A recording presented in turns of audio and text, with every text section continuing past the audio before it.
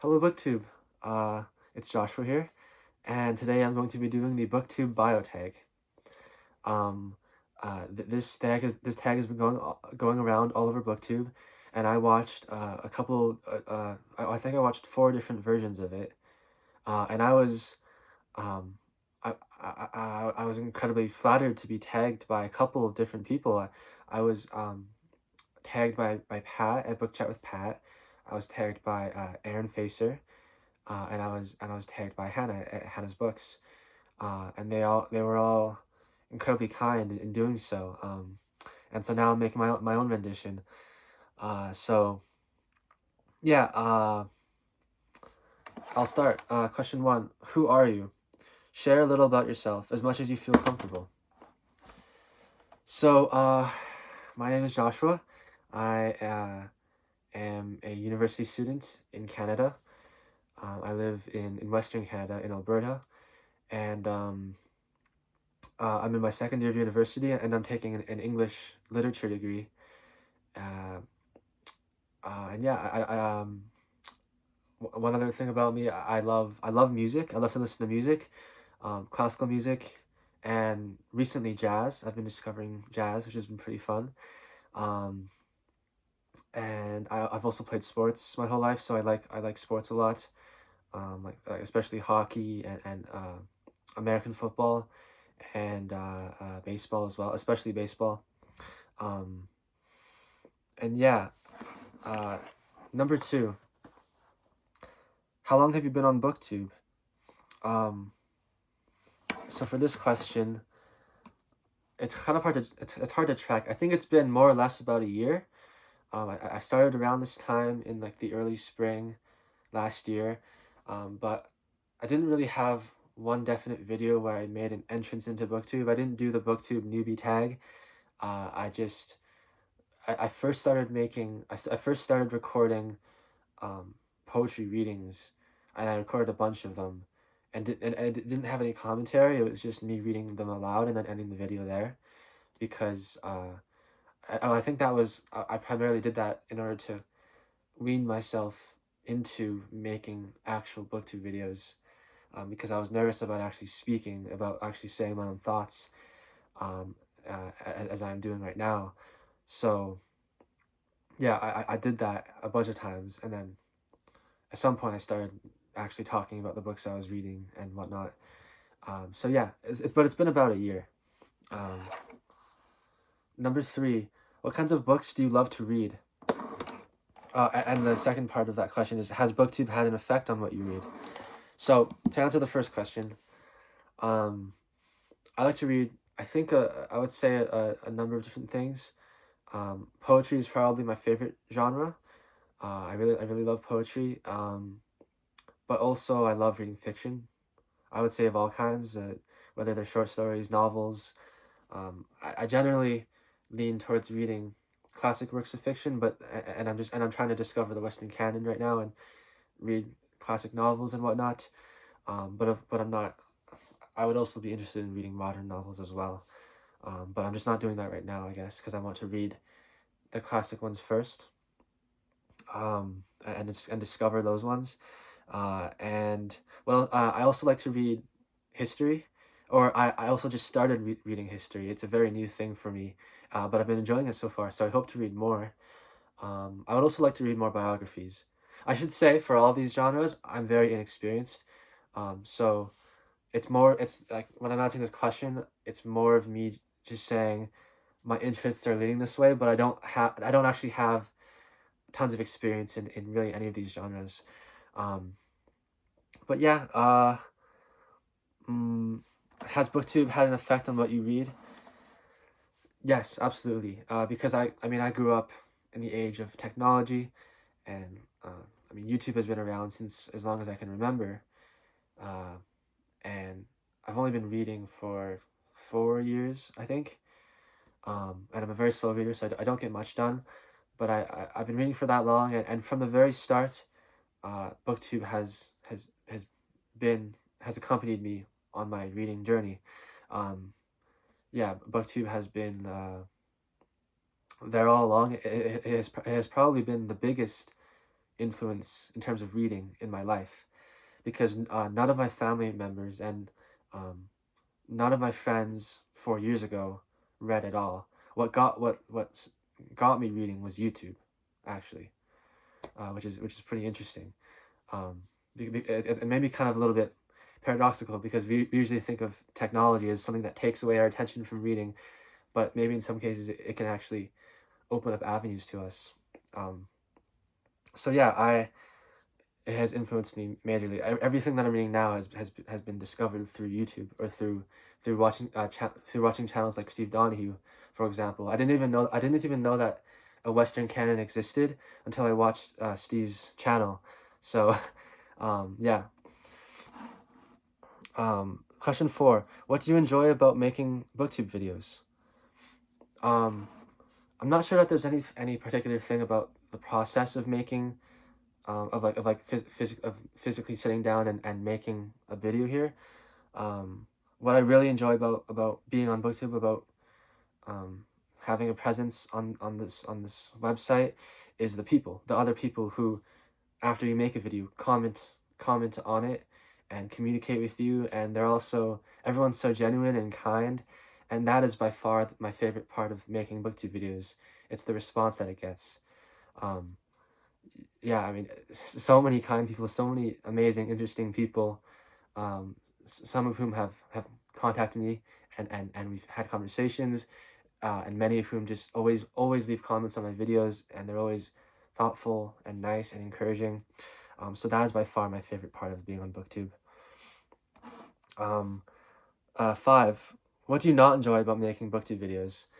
I have one thing. It is just my own, sometimes my own inability to think of sentences, and then the video ends up floundering, and I don't like to edit that much. So if I feel like I've made mistakes in a video, sometimes I'll just restart the whole thing. I'll delete one copy, and then I'll redo it, which can be tiring, I guess. So that would be the one part I don't like about making Booktube videos.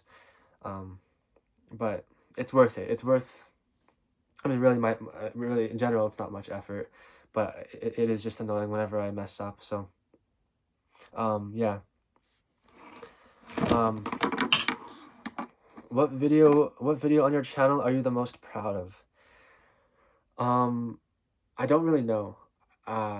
Because I mean, these videos are real. I mean, you can probably tell that they're very low effort. They're just me sitting in front of the camera and saying things, and I'm not like editing very much at all. So it's not. I don't view the videos as a production, and so I don't really have anything to be proud of, because it feels like I'm just talking to you guys, and then you guys are responding in kind. So I don't think I have a video that I'm actually the most proud of. Yeah. 7: is there anything you wish was different about Booktube? No, there isn't anything I wish. And in terms of, if we're speaking of our little corner of Booktube, so like this particular ecosystem of Booktubers, and not necessarily the wider world where you have, Booktubers who have millions and millions of subscribers. If we're talking about just this little corner, I would say that there's nothing I would want to change. I think it's really a haven. I love the community. It's it's a place I go for comfort and for enjoyment, and for friends, and I would change one thing, not about our little corner of Booktube, but about my own life, which was that I wish I could watch more of Booktube. I wish I had more time to watch all the videos, because there are so many Booktubers that I haven't watched at all, and I feel guilty about that. So I wish I had more time to. But yeah. Number 8. Name 3 books that you have reviewed on your channel that you feel represent who you are as a reader. Okay, I have my 3 books here. The first is, and I'm copying Aaron Facer and showing this one. The first is The Magic Mountain by Thomas Mann. I read this novel. I'm sure many viewers who have been following my channel for a while have heard me talk a lot about this. Yeah, it's Thomas Mann's The Magic Mountain. I read this in the fall. I really only finished it in November, and this is probably one of my favorite novels. It was really for me a special experience. And it's this kind of it's this long, slightly comic, but also very I would say maybe also very philosophical novel. Even though I feel like saying philosophical sounds a little bit pretentious, but yeah, it's very it's like okay, it's 700 over 700 pages. It's very long. It sucks you into this world, um, in this tuberculosis sanatorium where the story takes place in the Alps, where the main character Hans Kostorp, he goes there. He goes to the sanatorium in the Alps to visit his cousin Joachim, who's sick with tuberculosis, and then Hans gets it himself and stays there for 7 years.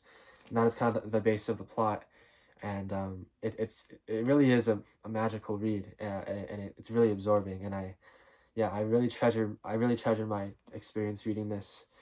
Um, and so yeah, um, that's The Magic Mountain.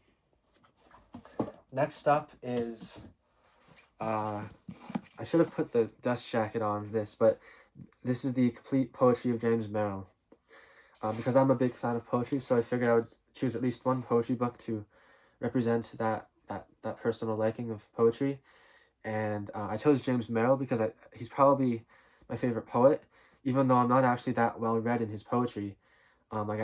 This is a very big thing, as you can see. I think it's nearly 1,000 pages.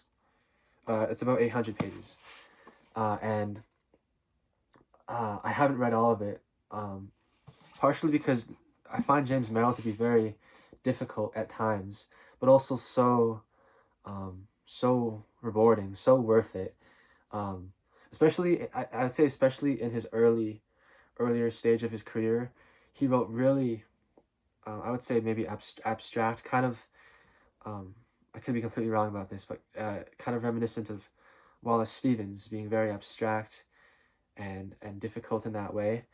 But then as as his career progressed, he tended to he shifted a little bit and tended to incorporate elements of his own life into his poetry, but in a very skillful way. And yeah, I really like reading James Merrill, and I really like reading poetry in general, whether it's modern poetry whether it's modern poetry like James Merrill, or older poetry like Alfred Lord Tennyson, for example. But yeah, James Merrill there. Um, and lastly, I want to show. I think this might have been the first classic I've ever read. Like 4 years ago when I read it a while back. Um, and it is this is the Iliad, by Homer, translated by Robert Fagles. And this is the really nice Penguin Deluxe edition. And yeah, I'm including this for a couple of different reasons. Firstly, I'm planning on rereading this for the first time in a while, very soon. And so yeah, I'm very excited about that, and that's partially why I wanted to show this, but also just because uh, I really like the story, and I really like epic poetry in general as well. So yeah, I just wanted to show that. And is there anything else? Yes. 9. Name 3 booktubers whose content inspires you. Okay. So I have 3 names here. The first is Hannah at Hannah's Books. Her content is very it's always very planned out, very thoughtful, and Hannah is an incredibly intelligent person. So whenever she talks about a book, she'll always bring these really unique insights into the book, and that makes her videos constantly engaging. But also she has also just the general atmosphere of her channel is very comforting and calm, and relaxing and welcoming. And so in that sense, in both of those senses, I am really inspired by Hannah's channel. Um, The second name is Pat, from Book Chat with Pat. Me and Pat both joined BookTube around the same time, about a year ago. And Pat, in the meantime, has become, I would say, the bulwark of BookTube. She is the anchor of BookTube. I mean, everyone loves Pat. Everyone knows her. She's always so welcoming to new presences on BookTube, and I think her channel is probably one of the most welcoming channels on BookTube, and she's also an incredibly intelligent reader. She's super well read. She spent many years as a teacher. She spent her whole professional career as a teacher, and so there are some books that she knows inside and out, and backwards, and everything, and every which way, and it's really impressive. And yeah, Pat inspires me a lot. And third is Philip, from the channel, Philip Hall, from the channel A Poet Reads to Write. And what I really love about Philip's channel is, well, similar to the other two names mentioned here. It's his personality. Philip is such an enthusiastic, such um, um, bombastic, and a bombastic person who really, you can tell, really loves literature and really gets excited about everything he's talking about, and it makes his channel so fun to watch, and you get the sense that Philip is also very caring and very loving and very warm person, and that is why I'm inspired by his videos, because yeah, his personality is just really wonderful, and again, he's also a really great reader. He's really well read in so many things. All of these three people are, and so I'm so like I look up to them in terms of the kind of reader I want to be. um, and then 10, share the love. It can be challenging to find your audience. Name 3 booktubers who you think need more hype. Okay, so I have 3 names here. The first is Jenny Jables. She is I think a relatively new channel. I'll link her name in the description. She has a very, I would say, a very cozy presence on BookTube. She she likes to read a lot of different books, and she likes to, well, she has her cat, and she's always, I don't know what it is, but it's the atmosphere. It feels like you're just sitting down with her, and she's chatting about whatever she's been reading recently, and she's also an incredible artist. She draws, and she writes poetry, and yeah, I'm doing a bad, I'm not being very coherent right now, but yeah, she has a really unique atmosphere in her channel, is what I'm trying to say, and I think you guys should all go subscribe to her if you aren't already. And the second name is Denson, at Robin Song Reads.